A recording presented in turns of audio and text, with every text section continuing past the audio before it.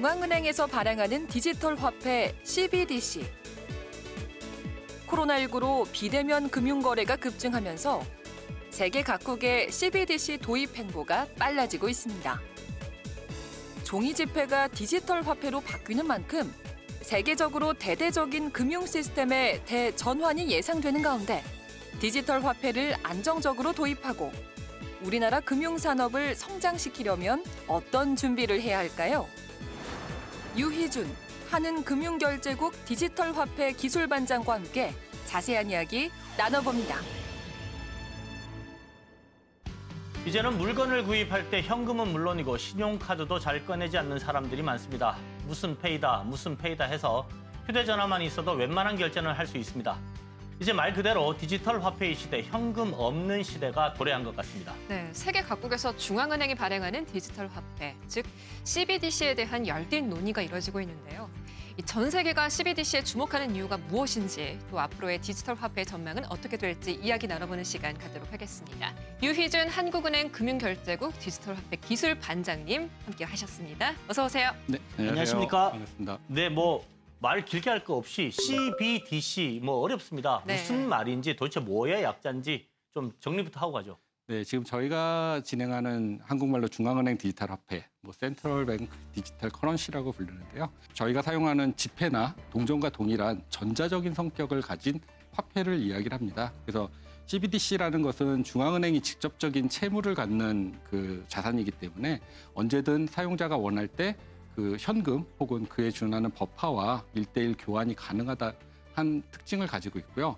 그러니까 많은 분들이 은행에 지금 저희가 워낙 전자금융이 발달되어 있어서 그러니까 은행 계좌에 있는 돈도 그러니까 현금과 동일하지 않느냐라는 그 말씀들을 네네. 많이 하시는데요. 그러니까 은행의 자산은 그러니까 은행이 발행한 화폐로 만약에 은행에 무슨 문제가 있었을 때는 정부나 국가에서는 일정 금액만 보존해 준다라는 점에서 큰 차이가 있다고 보면 될 것 같아요. 제 핸드폰에 핸드폰이 아니더라도 네네. 디지털 월렛이 될 수도 있겠죠. 네. 예를 들어서 27,000원이라고 쓰여져 있다면 네. 그거는 한국은행이 책임진다 이렇게 보면 되나요? 네, 맞습니다. 정확하십니다. 맞대요. 오, 다행이네요. 아니, 우리 실생활에서 그러면은 지금 쓰이고 있는 디지털 페이 같은 거 있잖아요. 네네. 네이버 페이다, 네. 카카오 페이다 많이 쓰고 있는데 맞아요. 이것과는 다른 개념인가요? 어떻게 그러니까 이 CBDC와 이런 그 페이 서비스하고의 가장 큰 차이점은 그 저희가 얘기하는 뒤에서 이루어지는 정산 과정이라고 얘기를 하는데요. 네. 페이드를 이용해서 지급을 하게 되면 사용자 입장에서야 자기가 충전된 금액에서 바로 돈이 빠지기 때문에 자기 돈이 지불됐다라고 생각을 하시는데요. 네. 그게 판매자한테 정말 그 자산이 옮겨가는 데는 네네. 일정 기간이 필요합니다. 맞아요. 그러니까 신용카드 네. 정산하는 것도 있고 네네네. 그다음에 선불페이 같은 경우 저희가 T 플러스 1일, T 플러스 2일 이런 식으로 부르는데요. 그래서 판매자가 직접적으로 돈을 받는 데는 그 기간이 필요한 반면에 CBDC는 현금과 똑같이 저희 현금은 돈을 주는 순간 바로. 채권 채무 관계가 바로 해소가 되잖아요. 네. 그러니까 CBDC로 지급될 경우에는 구매자가 구매 의사를 표명하고 지불하고 판매자가 그걸 억셉트하는 순간 바로 채권 채무 관계가 종결된다는 점에서 후 정산 과정이 없다라는 것이 가장 큰 차이점이라고 볼 그냥 수 있습니다. 우리가 쓰는 종이 화폐가 그냥 디지털화로 바뀌었다, 그냥 그렇게만 봐도 되겠네요. 그런 식으로 보셔도 될 것 같습니다. 사회에서 사용되는 데는 자, 그런 것들이 그러면은 네. 또 질문이 중앙은행이 그러면 진작에 하지 왜 이제 하지라는 생각이 들 수도 있어요. IT 기술의 발전의 속도하고도 어느 정도 그 연관성이 있다라고 보여집니다. 그러니까 저희가 지금 예전에는 거액 결제용 CBDC에 대한 연구가 좀 활발하게 이루어지다가 지금은 소액 결제용 CBDC에 대한 연구가 많이 전 세계적으로 이루어지고 있는데요. 그러니까 거액 결제용과 소액 결제용을 보시면은 아무래도 소액 결제용이 거래량이나 거래 빈도가 굉장히 높겠죠. 거액으로 그러니까 은행 간 거래가 네네네. 일어나는 것보다 개인 간 거래들이 일어나는 게 훨씬 많기 때문에 그래서 솔직히 저희 입장에서는 그쪽 큰 쪽은 별로 네. 관심은 없고요. 근데 원래 중앙은행은 그 큰 쪽에만 관심이 네, 있었던 네. 부분이고요. 근데 이제 네. 이런 부분들이 발생을 하다 보니까 기술적으로도 이제 어느 정도 안정적으로 그러니까 신용 리스크나 유동성 리스크가 없는 지급 서비스를 제공해서 그러니까 미래 지급 결제 서비스를 지원할 수 있는 기술적 여건이 어느 정도 제반 기술들이 개발되어 있는 상황이기 때문에 다양한 연구들이 진행되고 있는 걸로 보여집니다. 자, 그러면 기존에 있는 만들어진 코인들이라고 흔히 표현하는 걔네들을 쓰지 않고 중앙은행이 이거는 중앙은행이 인증한 이게 디지털 화폐야라고 지금 하나를 만든다는 거잖아요. 네네. 코인이라고 나와 있는 애들은 다 죽어야 되는 거 아닌가요? 그러니까 지금 말씀하시는 코인이라는 것들을 저희는 이제 뭐 암호자산이라고 부르기도 하고 가상자산이라고도 부른다. 그러니까 이제 자산이라는 표현을 좀 많이 쓰죠. SS라고 예. 많이 쓰죠. 그러니까 저희가 화폐의 개념을, 그러니까 정의를 안정적인 지급 결제 수단으로 사용하는 것이 화폐라고 했을 때는 화폐가 가져야 하는 가장 큰 특징은 변동성이 적어야 됩니다. 그렇죠. 근데 지금 가상자산들은 워낙 변동성이 커서 이거를 지급결제 수단으로 사용하는 데는 적절하지 않다라고 보고 있습니다. 그러니까 내가 오늘은 1원을 주고 살 수 있는 것을 네. 내일은 100원을 주고 사야 된다라고, 그러니까 100코인을 주고 사야 된다고 네네네. 생각한다면 과연 이 코인을 가지고 내가 어떤 물건을 사는데 사용을 할 수 있을까라고 했을 때는 활발하게 사용되는데 굉장히 제약 조건이 많을 거라고 생각을 하거든요. 그래서 가상자산이 어떠한 형태로 발전할지 지금 뭐 새로 나온 개념이고 새롭게 뜨고 있는 분야이기 때문에 어떻게 나아갈지는 모르겠지만 네. CBDC와는 완전히 다른 결에서 봐야 되는 거고 완전히 다른 목적으로 개발이 되는 거고 사용처도 다르기 때문에 그렇다면 소위 말해서 장점이 있으니 이 디지털 화폐를 만들었을 네. 것이고 반장님께서 생각하시는 이 디지털 화폐가 정확히 잘 보급되고 사용이 된다라면 지금과 다른 화폐 세상은 어떤 시기로 되는 건가요?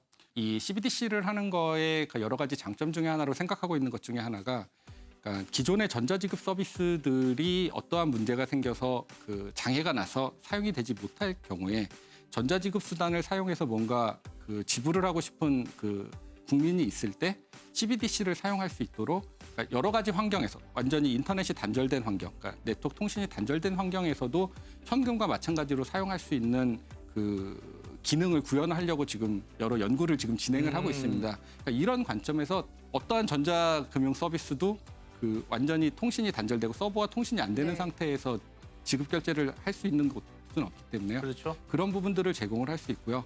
어쨌든 금융 포용 측면에서도 이게 좋은 관점이 되는 게 그러니까 해외 국가들 중에 금융 포용의 목적으로 하는 국가들이 많습니다. 국내와 같은 경우는 워낙 국민들이 은행 서비스, 계좌를 가진 분들이 많기 때문에 전자금융 서비스를 접근하는 데 굉장히 쉬운 반면에 그 저개발 국가들 같은 경우는 계좌를 갖는 것 자체가 어려워서 네. 그 전자금융 서비스를 못 하시는 경우들이 있거든요. 근데 국내에도 아마도 그러신 분들이 그 발생을 할 거라고 생각을 하고요. 그런 부분들한테 그 CBDC 그 전자지갑 계좌를 드림으로써 전자금융 서비스를 이용하실 수 있는 환경을 마련해 드릴 수도 있을 것 같습니다. 뭐 또 하나 여쭤보고 싶은 거는 지금도 이제 종이 화폐가 뭐 많이 들고 다니시는 분들이 없습니다만 네. 그나마 신용카드도 뭐 체크카드 이런 것도 이제 사라지는 시대가 오는 것인가라는 궁금증도 드는데요. 아까 말씀드렸듯이 그러니까 이게 서비스의 전자금융 서비스의 관점에서 봐야 될 부분하고 그러니까 전자화폐에서 봐야 되는 부분은 약간 틀린 결에서 다른 봐야 거예요? 된다라고 생각이 됩니다. 그러니까 전자화폐가 그런 전자금융 서비스가 더 그 좋은 서비스를 제공할 수 있는 기능을 제공할 수도 있다라고 생각을 하거든요. 지금은 화폐가 말 그대로 숫자적으로 기록되어 있는 상태에서 정산의 용으로만 사용이 됐을 때 제공할 수 있는 기능과 저희가 지금 생각하고 있는 CBDC는 다양한 활용처나 다양한 기능을 어떻게 줄 수 있는가를 고민을 하고 있기 때문에요. 그러니까 그런 서비스들이 어떤 새로운 미래 지급결제 환경이 왔을 때 변화할 때 화폐로서 저희가 지원할 수 있는 부분들이 있을 거라고 생각을 하고 있습니다. 그러면 말 나온 김에 우리나라 CBDC는 지금 전 세계적으로 봤을 때 네. 뭐 제가 얼핏 듣기로는 지금 중국 같은 경우에는 엄청 많이 준비했다 또는 이미 실험도 해보고 있다 뭐 이런 네. 얘기들을 들었어요. 우리는 지금 전 세계로 봤을 때 어느 정도 수준 또는 어느 정도 준비가 돼 있는지 여쭤봐도 될까요? 저희의 진행 단계로 봤을 때 저희가 그 일부 언론에서는 늦다라고 이야기하시는 분들도 계시는데요. 좀 보수적으로 그렇게- 접근한 거 아니냐라는 거죠? 저희는 그렇게 생각하고 있지 않는 부분이 그러니까 지금 가장 먼저 그 공식적으로 CBDC를 발행했다라고 인정한 국가는 바하마입니다. 그러니까 바하마는 현재 전 세계에서 첫 번째로 CBDC를 공식 발행해서 유통하고 있는 국가고요. 그러니까 중국과 같은 경우는 내년도 그 동계올림픽 때 그 실질적인 운영을 하기 위해서 지금 다양한 시범 서비스를 진행을 하고 있습니다. 그러니까 오래전부터 준비를 해왔고요.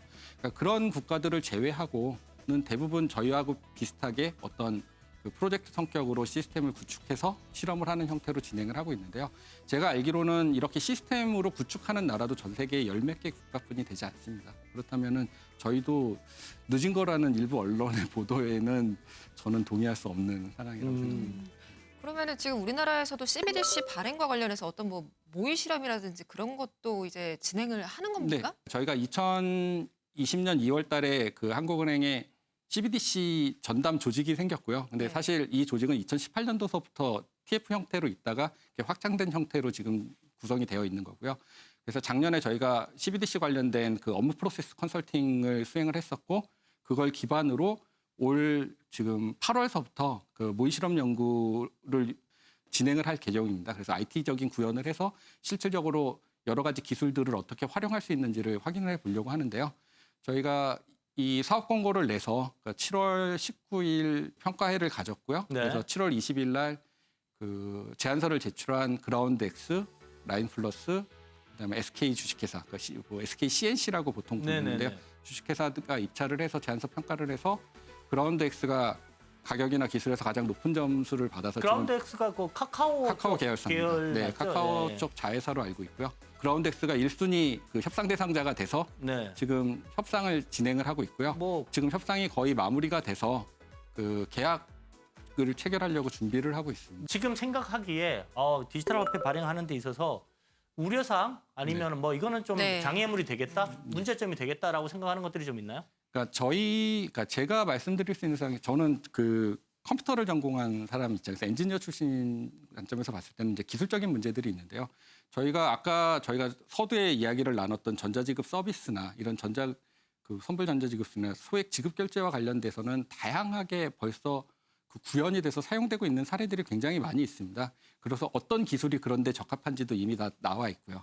근데 저희가 생각하는 CBDC는 아까 말씀드린 것처럼 그런 기능 외에 좀 다양하게 여러 가지 그 환경에서 할 수 있는 새로운 그 미래의 환경을 지원해주는 기능들을 저희가 구상을 하고 있다 보니까 통상적으로 금융 시스템은 안정성이 보장된 IT 기술을 이용해서 개발을 합니다. 과연 이러한 기술들이 우리가 구상해서 디자인한 이 화폐로서의 CBDC의 역할을 어느 정도 성능적으로 서포트를 해줄 수 있는지 확인하는 것이 가장 급선무이기 때문에 저희가 지금 이 모의 실험을 진행한다고 보시면 될 것 같습니다. 우리 반장님께서는 그런 좀 어려운 거를 고민하고 계시겠지만 네. 저는 얘기 듣자마자 네. 야 이거 우리 어머니만 하더라도 지금 맞아요. 햄버거집 가면 키오스크도 어렵고. 키오스크 한번 누르는 게 또 힘들고 네. 카카오톡 한번 보내실 때도 한참을 고민하시는데 맞아요.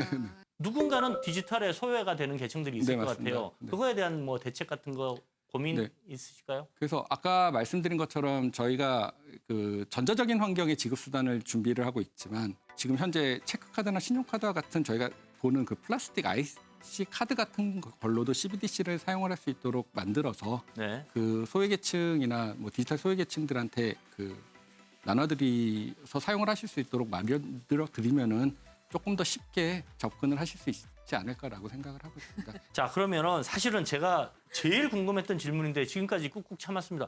도대체 언제쯤 되면 우리는 이 CBDC라는 것을 실물이라고 표현을 해야 될까요? 아니면 실제 사용이라고 해야 될까요? 네. 우리는 언제 쓸 수 있어요? 얼마 전에 저희 총재님께서 국회에서 CBDC가 그 어느 정도 실험이 진행되기 위해서는 앞으로도 2, 3년 이상은 필요할 것 같다라고 실험만 2, 3년이요. 네, 언급하신 적이 있습니다. 그러니까 서비스가 세상에 소개되기에는 2, 3년 정도는 필요하지 않을까라고 말씀하신 게 있어서요. 그러니까 실질적으로 발행까지는 또 어떻게 될지 이게 기술적인 이슈뿐만 아니라 제도나 법에 관련된 사항들도 많이 있기 때문에 그런 부분들이 탄탄하게 준비가 돼서 그 저희가 그 정말 국내 환경에 그 굉장히 큰 도움이 되는 전자적 성격의 그 화폐를 제공하는 것을 목표로 열심히 일하고 있습니다. 알겠습니다. 알겠습니다. 네. 네, 오늘 어렴풋이나마 미래의 내 지갑의 모습과 형태를 그려볼 수 있었던 시간이었던 것 네. 같습니다.